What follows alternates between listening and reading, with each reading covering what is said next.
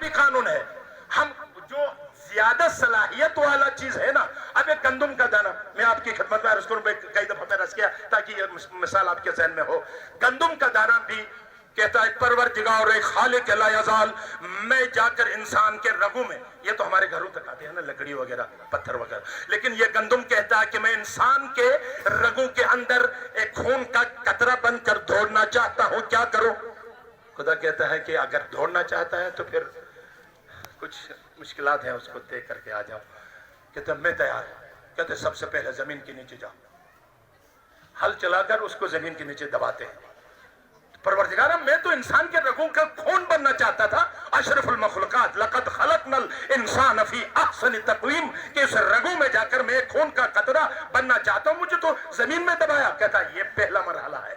انسان تک پہنچنا کوئی آسان کام، اس لیے کیونکہ خدا نے تمام مخلوقات کو انسان کے لیے خلق کیا، انسان کو خدا نے اپنے لیے خلق کیا ہے. اللہ اکبر. ہر مخلوق انسان کے لیے، انسان خدا کے لیے ہے. اس لیے کہتے انا للہ، ہم اللہ کے لیے ہیں، وَإِنَّا إِلَيْهِ رَاجِعُونَ، ہم نے اس طرف لوٹنا. ہم اللہ کے لیے ہیں. زمین ہمارے لیے، پتھر ہمارے لیے، لکڑی ہمارے لیے، تمام پانی ہمارے لیے، آسمان ہمارے لیے، سب کچھ انسان کے لیے، انسان خدا کے لیے. اب اندازہ کریں کہ وہ انسان، گندم کا دانہ کہتا ہے گندم تم میرے اشرف المخلوق انسان تک پہنچنا چاہتا ہے نا، وہیں زمین کے نیچے رہو، میں بندوبست کرتا ہوں انسان تک پہنچاؤں گا. ایسے پہنچنا ممکن نہیں ہے کیونکہ وہ اشرف ہے، میں نے اپنے لیے اس کو خلق کیا ہے، تو ایسے ہی پہنچ جائے گا میرے انسان تک. تو پہلے زمین کے اندر دب جا. دبنے کا بعد کہتا اب کیا کروں؟ کہتا ہے کہ انشاءاللہ کچھ پانی اور روشنی جو آپ کو فراہم ہوگی، اس کے بعد دھرتی کا سینہ چیر کر باہر آؤ. تو گندم کا دانہ کہتا ہے میں ننھی سی کمپل، میرے بازوؤں میں کوئی طاقت نہیں کہ میں اس سخت زمین کا سینہ کیسے چیروں. تو کہتا ہے کہ اللہ کی طاقت اگر چھوٹے چھوٹے پرندوں پر اگر کارفرما ہوتی ہے تو وہ ابابیل کی صورت میں آ کر زمانے کے طاغوت کو برباد کر سکتے ہیں. تو اگر میں خدا چاہوں تو تیرے ننھے کمپل کے بازوؤں میں ایسی طاقت عطا کر سکتا ہوں کہ زمین کا سینہ چیر کر باہر آ جائے. پھر آپ اصل چیز یاد رکھو، ان العزت للہ جمیعا، عزت خدا کے پاس، قوت خدا کے پاس، یہ عزت خدا کے پاس، جمال خدا کے پاس، کمال خدا کے پاس. جو کچھ چاہتے ہو اللہ دیتا ہے. عجیب یہ ہے کہ آج ہمارے مملکت ہائے اسلامی اسرائیل سے اس لیے ہاتھ ملاتی ہے کہ ایسا نہ ہو کہ ہم امریکہ سے دوستی نہ کریں تو ہو سکتا ہے پھر ہمارے قرضے معاف نہیں ہوں گے، ہمارے مسائل میں ہم پڑ جائیں گے. اب وہاں سے عزت، وہاں سے دولت، وہاں سے رزق لینا چاہتے ہیں. خدا کہتا ہے وہ تو کچھ بھی نہیں ہے، وہ مکڑے کے جال سے بھی کمزور ہے. اس لیے میں نے ان کو استکبار کہا ہے. وہ تکبر نہیں ہے ان کے پاس، استکبار ہے. استکبار کیسے کہتے ہیں؟ جس کے پاس کچھ نہ ہو اور اچھلے اس کو استکبار کہتے ہیں، کچھ ہو اس پر ناز کرے اس کو کہتے ہیں تکبر. وہ استکبار ہے. کیوں اس طرف جاتے ہو؟ سب کچھ اللہ کے پاس ہے. آؤ اپنے بیت المقدس کو بچانے کے لیے اٹھو. یہ کچھ نہیں ہے اگر تم آواز بلند کرو گے. اس لیے امام خمینی نے بھی یہ کہا تھا اگر ہمیں مسلمان ہو یم شون و یک سطل آب رو بر اسرائیل بریزند، اسرائیل از بین خواہد رفت. اگر سارے مسلمان آپس میں اختلافات اختراقات کو چھوڑ کر اکٹھے ہو کر ایک ایک بالٹی اگر پانی اسرائیل پر پھینکتے تو اسرائیل بہہ کر تباہ ہو جاتا. تو یاد رکھو اب گندم کا دانہ، اب یہ پیغام بھی ہے ادھر اللہ کی طاقت اگر اور ہمارے ہاں عجیب ہے شنار رستم باشیت بیچارو خدا جو علاوہ کو گنوش تو خدا ہم تو بس بیچارو تو کچھ ہر جیک بے خدا نوش تو وہ بیچارو. خدا کی طاقت جس کے ساتھ کار فرما وہ بیچارہ نہیں ہے، وہ سب سے طاقتور اور سپر طاقت ہے.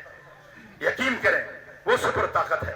لہذا اس لیے تو کہتے ہیں خدا نے اب سمجھایا بھی علم تر کیف فعل ربک باصحاب الفیل الم یجعل کیدہم فی تضلیل وارسل علیہم طیرا ابابیل ترمیہم بحجارۃ من سجیل فجعلہم کعصف ماکول. کیا تم نے نہیں دیکھا کہ میں نے हाथियों के मुकाबले में छोटे से परिंदे भेजे और उसके पंजों से छोटी छोटी कंकरियां एटम बम बनकर अबरहा को तबाह कर सकता है, तो तू भी जो अल्लाह अकबर कहकर सुपर ताकत खुदा है, जबान से कहता है अल्लाह अकबर और दिल से कहता है अमेरिका सुपर ताकत, ये हराम है। अगर जबान से कहता है, अगर दिल से भी कहो अल्लाह सुपर ताकत है, कि दुनिया की कोई ताकत मुसलमानों के साथ मुकाबला नहीं कर सकती।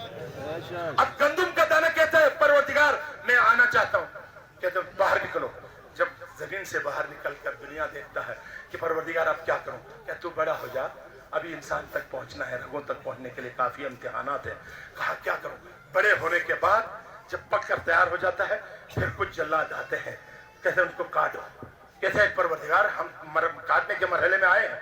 फिर कहते हैं नहीं अभी और मरहला है, आगे जाओ, तुम्हें थ्रेशर मशीनों में पहले तो और तरीके से जाते थे, वो माल मवेशी के साथ उसको पीसते थे और चमड़ा उतारते थे। कहते हैं तुम्हारा चमड़ा उतर जाएगा, थ्रेशर मशीनों में डालेंगे, खोल निकल कर दोबारा वैसी शक्ल जैसे आप जमीन में गए थे, अब वो शक्ल में आओगे, आगे जाओगे। कहते परवरदिगार ठीक है, वो थ्रेशर से गुजर। अब कहते हैं अब और है, आप पहन चक्की में जाओगे, पिस जाओगे, ये भी मरहला तय करो, इंसान तक पहुंचना कोई मामूली बात नहीं है, इसलिए आप पहन चक्की में जाए। पहन चक्की में जब पिस कर आटा बनता है, परवरदिगार अब क्या करो, कहते हैं अब आगे काफी नजदीक पहुंच गया है, अब आगे जाकर क्या करो, अब एक और काम आपने करना है कि घर में कुछ खवातीन इंतजार में है, तो पानी डालकर तुम्हें भून देंगी और तुम्हें खमीर बनाएंगी। परवरदिगार मैं तैयार हूं। कहता अब इंसानों के घर तक तो पहुंच गया, मैं जाना चाहता हूं। फिर कहता अब क्या करूं, कहता है कि अब तुम्हें तावे के ऊपर ऐसा पकाया जाएगा कि तुम पक जाओगे। एक मुसीबत है ना,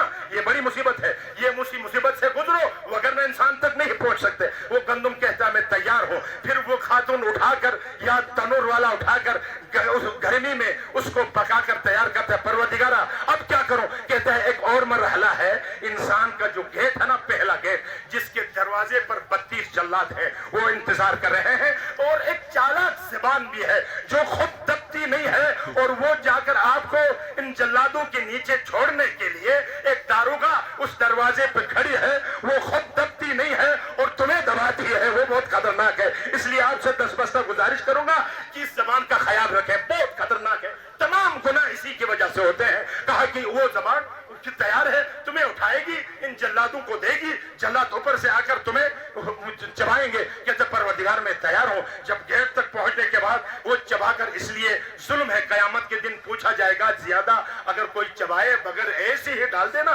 तो मैदा कहता है कि मेरे ऊपर जुल्म हुआ, क्योंकि जो दांतों का काम था वो उन्होंने नहीं किया, कुछ गुजारा करके मुझे भेजा, और कम अरसे के बाद अगर मैदा खराब हो जाए इसकी जिंदगी कम होगी। लिहाजा ये भी कोई मामूली चीज नहीं है, इसका ख्याल रखो। कम से कम जितनी मर्तबा शरीयत ने कहा चबाओ, इतनी मर्तबा चबाओ। जब वहां जाकर मैदे में जाता है, फिर कांटे उसको रगड़ते हैं, फिर उसके बाद अब डॉक्टर से पूछे, वक्त जाया न करूं, कि बहुत से मराहिल से गुजरने के बाद एक गंदुम का दाना खून का कतरा बनकर एक इंसान के रगों में गर्दिश करता है, तो खुदा कहता है अम हसीब तुम गंदुम तुझ तक पहुंचने के लिए इतनी चीजों से गुजर कर जाए और तू मुझ तक पहुंचने के लिए ऐसे ही पहुंच जाएगा, मुमकिन नहीं है। बस मुसीबतों के लिए तैयार हो जाओ।